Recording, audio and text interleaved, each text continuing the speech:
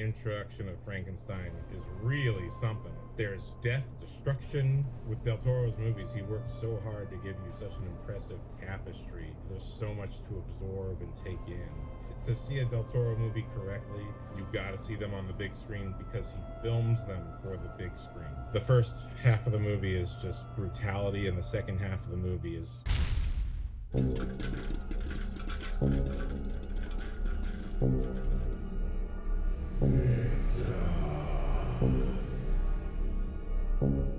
aloha, movie nerds, dorks, and weirdos. Welcome to New Movie Tuesdays. I'm your host, Matthew Salanoa. Today I had the pleasure of watching Guillermo del Toro's Frankenstein. Definitely a movie for Guillermo del Toro fans, I can tell you that for sure. I don't know if it's for everybody. It is over 2.5 hours long, or it's about 2.5 hours long. But I think the performances were incredible. I think it was a really good time. Especially the first half of the movie. The first half of the movie is like why I sign up for a Guillermo del Toro movie, besides him being my first real mentor in the world of filmmaking. The first half of the movie, you're just going places. You're going to these wonderful locations, these wonderful sets, this wonderful visuals presented by Del Toro. He's always had that visual touch. The first half of this movie is a visual feast. Del Toro's command over color it's never failing. I really liked the character of Frankenstein the monster. I was pleased with the movie. I don't think it's for everybody though. For me, I'm a diehard Guillermo del Toro fan. He's inspired me to make movies ever since Blade 2, and that visual flair he has, his concern and love of telling stories about monsters, that monsters aren't so different from us. That's what he does. This movie, I would say, it's a painting that moves, and it's an energy, it's a mood, it's a life of its own. I think I would have liked a little bit more horror, but at the same time, when we reach the movie's end, it's really about humanity, and I really like how those pieces did come together.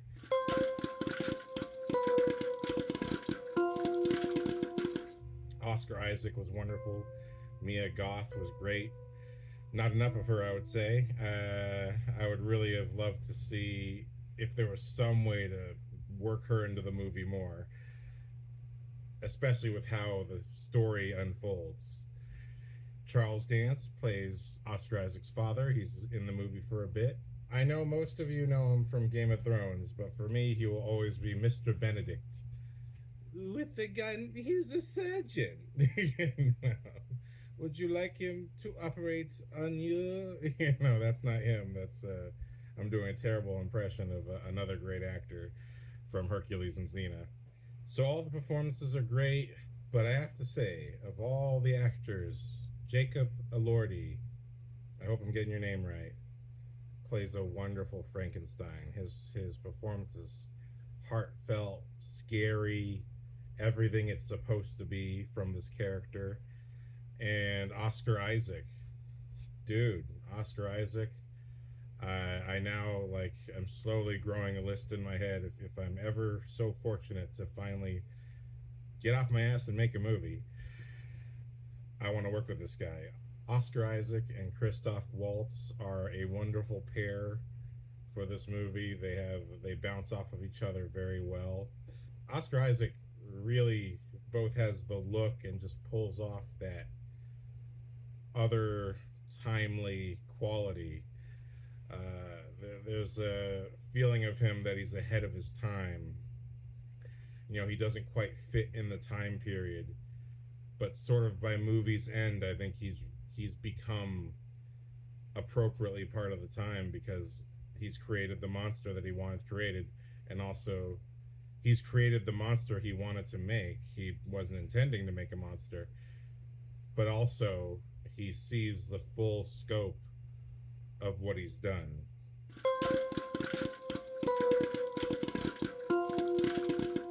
Absolutely, there is some terror. I mean, the introduction of Frankenstein in this movie is really something. It's like there's death, there's destruction. They really establish his power and what he can do in the beginning of this movie. It's incredible. It's almost anime like. You know, this is what got me to be a fan of Guillermo del Toro in the first place, was that Blade 2 would have these impressive anime style visuals that I'd never seen anime before. I had no idea what exactly it was he was doing. I just knew like that is something I've never seen before. Now he was doing that with the camera work a lot in Blade 2, but here it's just the level of violence. Like, so the opening by itself got me into the movie. Worth the price of admission sequence for sure. The birth of the Frankenstein monster, watching the development of the Frankenstein monster from very simple to more complex. I don't want to spoil it, but there's a very beautiful story in the snow with an old man. I don't have the actor's name on the top of my head, but he plays Mr. Filch in the Harry Potter films. He's part of the Red Wedding in Game of Thrones. Everybody knows this actor. We all know him, but his name escapes me at the moment.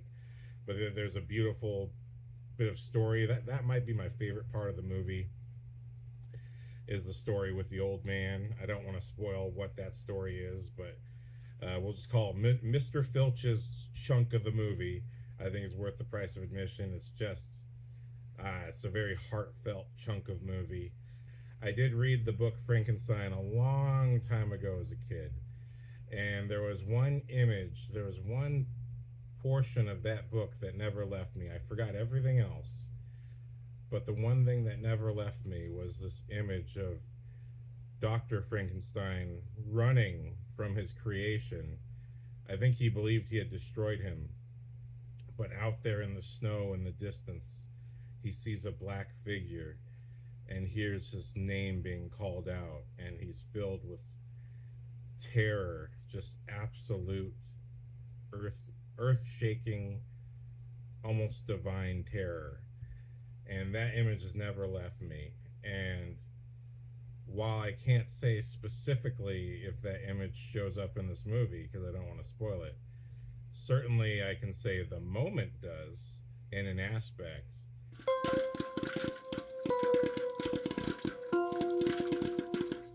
I think on the whole, I prefer the first half of the movie. I think most people will probably enjoy that half more because it's all the discovery and the figuring it out. In the second half, you get more story, and you get to see sort of Frankenstein's side of things, and it's very beautiful. It's hard for me to really gauge, having just come out of the movie, but I was really affected by certain chunks of it, and definitely the ending of the movie, the very last scene. I was like, wow, wow, that was kind of unexpectedly beautiful, you know. And again, I still would have some nitpicks, but I think on the whole, it's, as a Guillermo del Toro fan, I'm very pleased and glad that I saw it. I'm glad to take these little vacation trips into Guillermo del Toro's mental world and universe. And I've already said the worth the price of admission is A, Frankenstein's introduction, the old man's tale. Man, I don't want to spoil it. The stuff at the ending I can't spoil, but it's something. It's something. I do wish there was a little bit more action, especially in the ending of the movie. I was in love with Nosferatu last year? I just thought that was such a gorgeous, beautiful film that gave me the feels for the most of the part all the way through. No, actually, no. It gave me the feels all the way through. This one I didn't.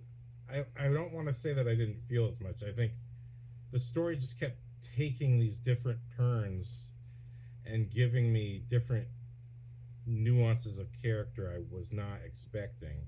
So it's like, oh, the story's going this way. I thought the story was going to go left. The story went right. So, just on the whole, I think very impressive movie. Very, very impressive movie. Del Toro he's just in command of what he does, and that's what's wonderful to see.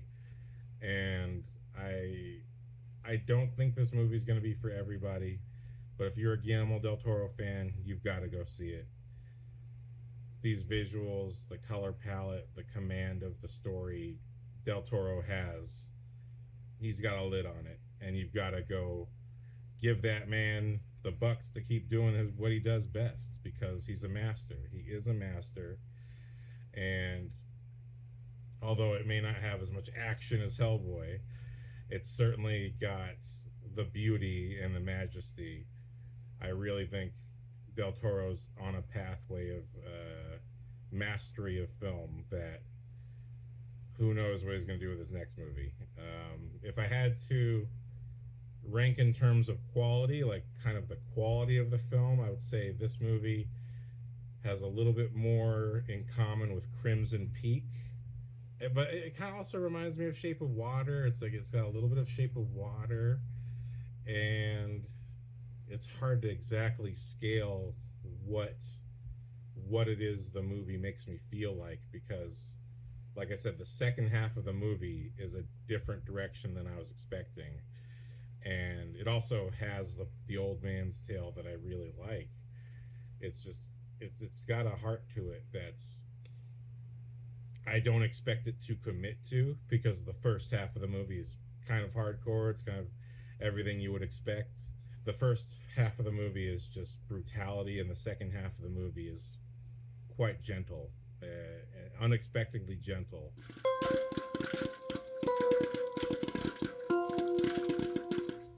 When I see a Del Toro movie, I go for that impressive sense of scope and scale and that painterly touch to every single shot, where I know that I'm somewhere deep inside of a painting that he's painting, and he's just zooming in for me so that I can see the Oscar Isaac's expression, you know.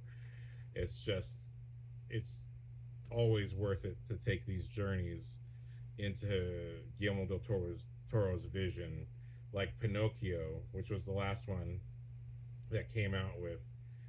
These movies you got to see on the big screen. To me, to see a Del Toro movie correctly, you got to see them on the big screen, because he films them for the big screen.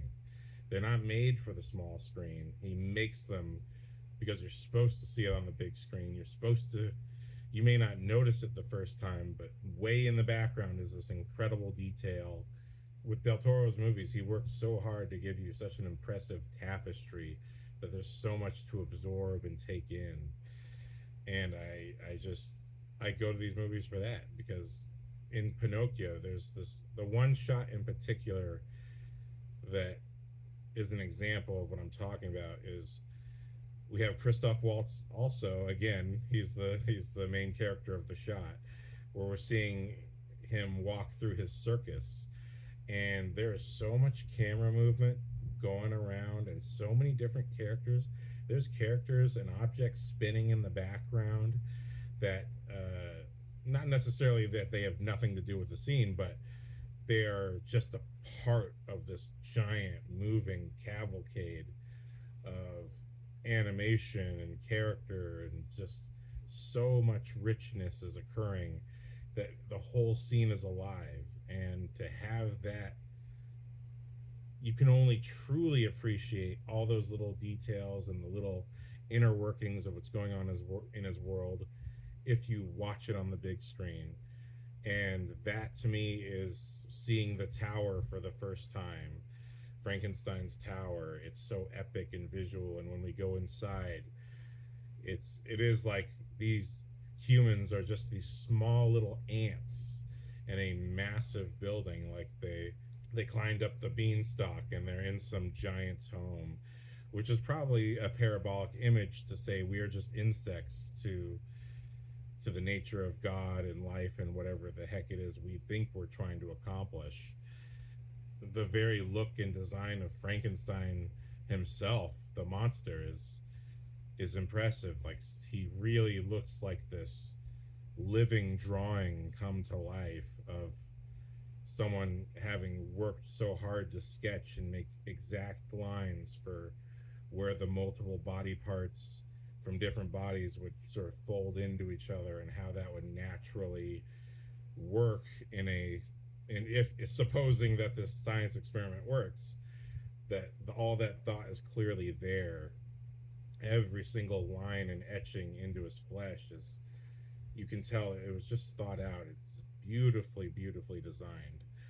So just hats off to Guillermo del Toro, hats off to the movie, hats off to the production design, everything, the visuals. We got some CGI too, and man, it's just an impressively put together film. And yeah, that's what I got to say. If you're a Del Toro fan, go check it out. If you're a normie, it's worth it to see the visuals. I really don't know how to gauge this one, because I do sometimes like movies that other people don't like. And as I'm watching the movie, I think a lot of people might feel this is too slow, or maybe it's too sentimental. Even I'm asking myself, not the slowness, but is this too sentimental for me? And yet at the same time, just as a person, I'm kind of understanding in my head, like, I think I understand where he's coming from as I get older. The concerns of the characters, the reason the movie has a certain sentimental quality to it, there's a reason for it. The story, it will make sense when you're watching it, especially again when you get to the end. The sentimentality that it brings, again, especially when the first half of the movie is just so rough and tumble and hardcore, and the second half of the movie you don't expect to be so gentle. But yeah, I find myself like double taking my own doubt. I'm like, I kind of feel like this is going to make a lot of sense to me in a couple years when I get a lot more gray than brown up here. And I think that's what the movie's kind of coming from. I think Guillermo del Toro has always made his movies from where he's at, and when he was making Blade 2 and Hellboy, he was making the movies that he would have wanted to see as a kid. And as he's gotten older, his movies have had a more mature take. The characters are getting older and dealing with different aspects and issues of themselves. And yeah, I definitely feel like this movie has a lot more for me when I get older than I'm really grasping right now. But I can kind of feel the seeds of it, as it is about father and sons to a degree, and it's about humanity. But these are aspects of Guillermo del Toro's movies we come to expect. But nonetheless, another beautiful piece of artwork from Guillermo del Toro. I can't wait for the next one, whatever he's making next. I will never miss a Guillermo del Toro movie in theaters, even if I'm homeless on the street, begging for cash. $5 is going to $5 Tuesdays, which is what I did to go see this movie. It's a $5 Tuesday at my local theater. I, for some reason, still have $5. I shouldn't, but I do. And I made sure to use it on Guillermo del Toro, because favorite filmmaker. Without him, I would not have the appreciation and love I have of movies that I do today. And my perspective. I think a lot of my perspective on movies comes from his perspective. It's just a very, amongst all my favorite filmmakers, he's just got a very specific point of view. And it's far more open-minded than you might think. So, that being said, wow, another impressive feat. Del Toro fans, don't miss out. Everybody else, I don't know what to tell you, but I know for me, I'm glad I saw it. If you made it this far, thanks for watching. Mahalo and aloha, and I hope to see you next time.